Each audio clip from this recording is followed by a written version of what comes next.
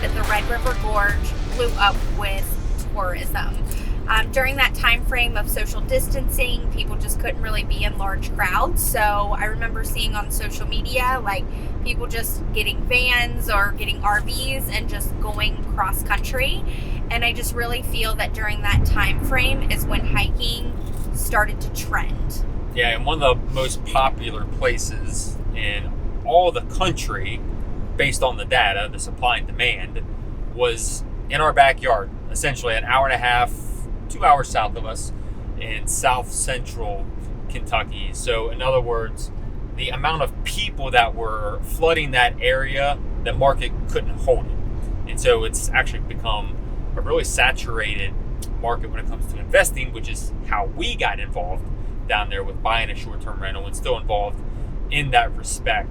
But we've definitely seen it tail off a little bit, but there is still so much to do down there because of that boom. There is now a putt-putt place. There's also Jeep and side-by-side, like off-roading. There's a helicopter tour, like through the gorge. Just a lot of like family-friendly, like things that you can either do with a group of people or just one-on-one, like if you're just going on a couples thing. But just a lot of outdoor things to do within the gorge. So I've actually been fortunate enough to do some of that stuff for what I actually do for my vocation, which is video production. The helicopter tour, pretty awesome. I'll show a clip of that in this video. The side-by-side, the off-roading. We're going to touch on all that stuff to a degree, but the main purpose of this video is to give you, your family, your significant other, however many people you're coming with, by yourself, an idea of what you can do in the Red River Gorge, the best stuff that you can jam into 24 to 36 hours. The most popular things to see and do in the Red River Gorge are Natural Bridge, Nada Tunnel, Gorge Underground, Ziplines, and Miguel's. If you only have 2 days and a night, then that's a solid itinerary. But you will likely have to book the Gorge Underground and Ziplines well in advance to make it work with such tight time constraints. With that said, we've done a version of all the above, so instead of revisiting the Natural Bridge on this trip, we decided to do a couple of hikes that my parents hadn't done, and both hikes are among the most family-friendly.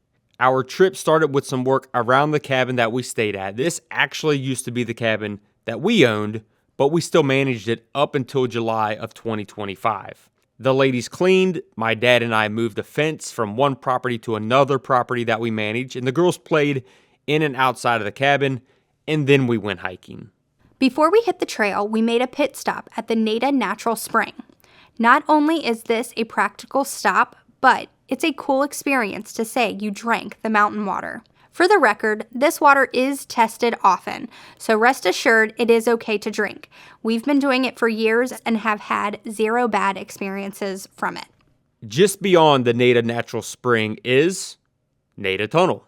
So just like that, approximately 10 minutes off of exit 33, the Slade exit, you'll encounter one of the most popular spots. This one-lane tunnel was created in 1910 and is considered the gateway to the Red River Gorge. As you approach the tunnel, be sure your headlights are on and there is no one coming in the other direction. If someone is, put your car in reverse and be prepared to wait your turn. It's a first-come, first-served tunnel. This route is also called the Scenic Byway, a 46-mile drive that leads to many of the trailheads, sites, restaurants, and more. From here, we drove approximately 17 miles before arriving at Chimney Top Rock. After 4 miles on this gravel road, you'll reach 2 trailheads, Princess Arch on the right and Chimney Top in the back left of the lot. We started with Chimney Top Rock. This trail is only 0.7 miles out and back. It's flat and paved most of the way. Along this trail, you can see Half Moon Arch, and no, there is no railing to keep you from going over the edge, so you might want to keep the kids back a ways. And you can also see Hanson's Point from the top of Chimney Top Rock. Ironically, you cannot see Chimney Top Rock on this trail, but here's footage from a previous trip, so you can say you've seen it. After this hike, we backtracked to Princess Arch. Notice, there was no one on the trail when we went on this Sunday afternoon. Needless to say, Fridays and Saturdays are the busiest. Next to fall, the summer is the busiest time to visit the Red River Gorge. Princess Arch is 0.6 miles long, but it can be a longer hike if you'd like, as there are variations to get to the top and the bottom of the arch and explore around. Both hikes are considered easy to do, and you can have them completed in an hour. After our hikes, we went to dinner.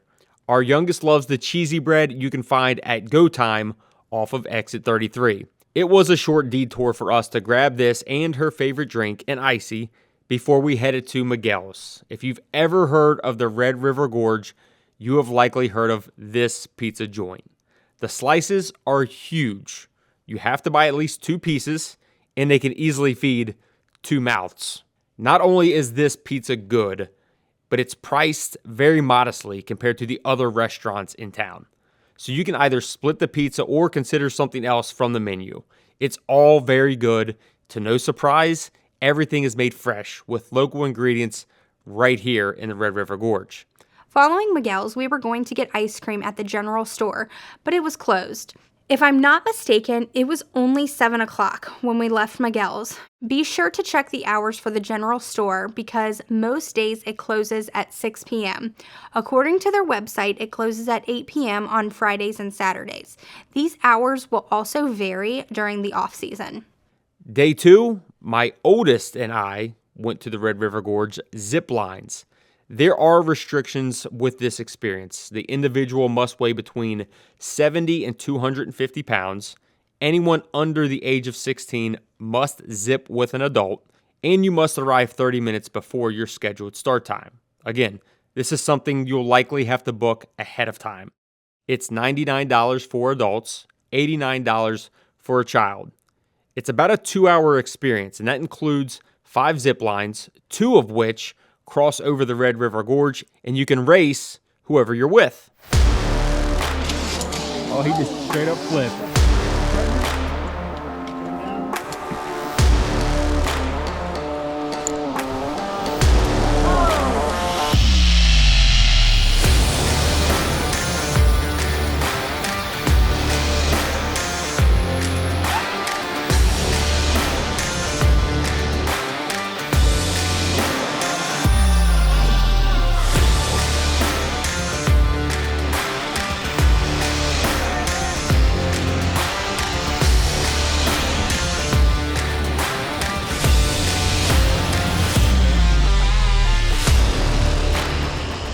How was it?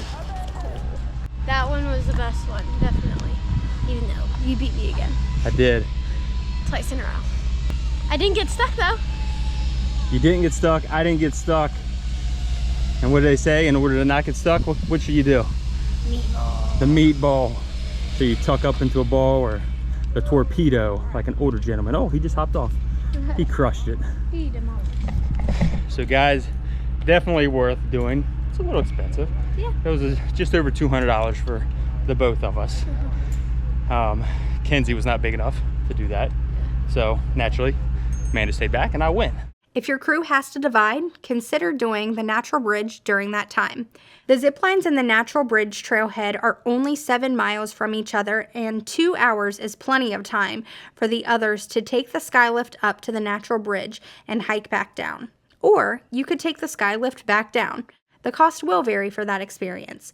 Or you could start the hike up to Natural Bridge at different elevations. Put a comment below if that's something you're interested in, because there are a few starting points to hike up to the Natural Bridge.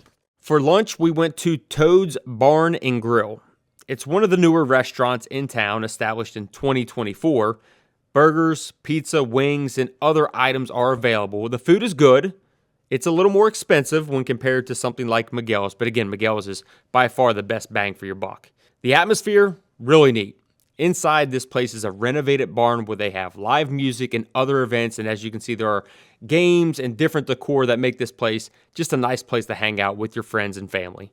After lunch, we dropped by the general store one more time for dessert.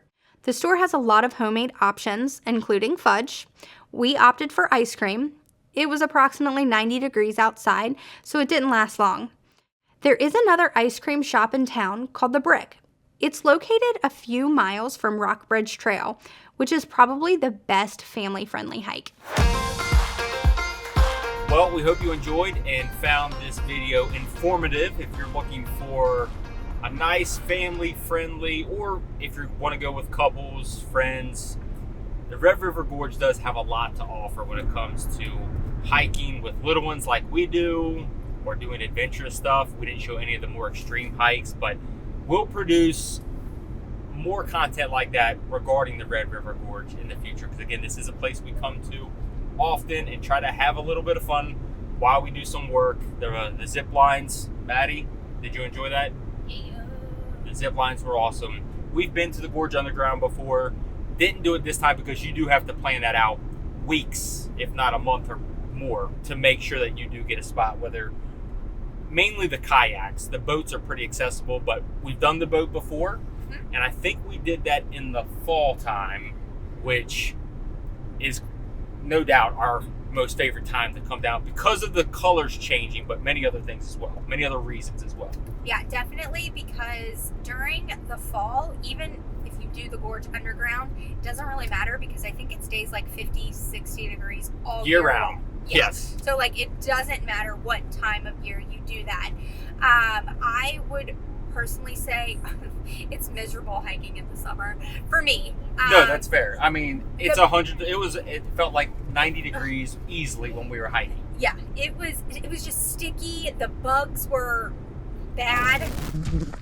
The amount of bugs is insane. If you've never been to Kentucky before, that's just kind of our weather in June through August, and then August, September, it kind of gets blazing hot, and then it kind of cools off in fall. Personally, our favorite time to go is spring and fall. Fall probably because the transition of colors. Kyle really enjoys winter because you can actually see the rocks a lot more because all the trees. The visibility, the visibility is insane. You can see arches from the road that you cannot see during the summertime, or anytime there's leaves on the trail. Yes, I would say the hardest thing about coming in the winter, which if you're someone who really wants to just go off grid and not really have a lot of options for food, like take your own food to like your short-term rental or wherever you're staying, but a lot of places in the winter do close down. There are a few staples that stay open, but not nearly as much as through the spring through fall.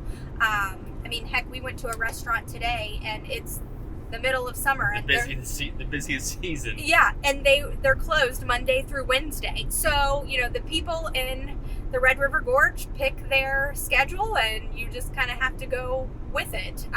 Again, there's some restaurants that it doesn't matter; they're open all the time. And not to freak you out, but another reason to do anything but the summertime really is copperheads and rattlesnakes are out here. Like, they're everywhere. We did not encounter any on this trip, and really haven't encountered any in any of our visits. We've never seen one down here outside of we went to a farmer's market and the guy actually had one. Yes. But probably shouldn't have threw that out there. We've seen snakes before out, but never on the trails. People say that they see them all the time. Like, we've never personally seen them, but what really scared me is, there were lots of leaves down and the trails were pretty clear, but it doesn't matter. Like, the copperhead could be right next to the trail and you slightly go off and they look just like leaves. They are very, very hidden, or they're like on the trees. So it just really freaks me out in the summertime. And so we do this plenty of times, and again, it rarely happens. It has yet to happen to us, encounter one on a hiking trail, but it's not uncommon for it to happen. So just be prepared. Maybe have a first aid kit on hand if necessary, or if you feel more comfortable with that. But the insects, the reptiles, they are out aplenty during this time of year. Again, it's hot. It's way busier in the summertime down here. But if you go in the fall, definitely the winter, the trails are basically yours. And just dress prepared for it. It really isn't that bad, and it's really pretty, especially if you get lucky and there's snow, which is likely to happen. Yeah. So that'll do it for this edition of our Red River Gorge adventure. Again, we'll post about our trips down here from time to time. Definitely the next time we do the Gorge Underground. We did the boat the first time because our youngest was only maybe 3 at the time. I don't even know if she was that old. She was little. We'll show you the picture. But we want to go back and do the kayaks because that would be a completely different adventure. And so there's other more extreme and family-friendly things to do. And we'll be sure to share those with you as we adventure around the Red River Gorge again and share those adventures with you. So we hope that you like, subscribe, do all the things so you stay up to date on our family's adventures and we can help you plan for your next adventures.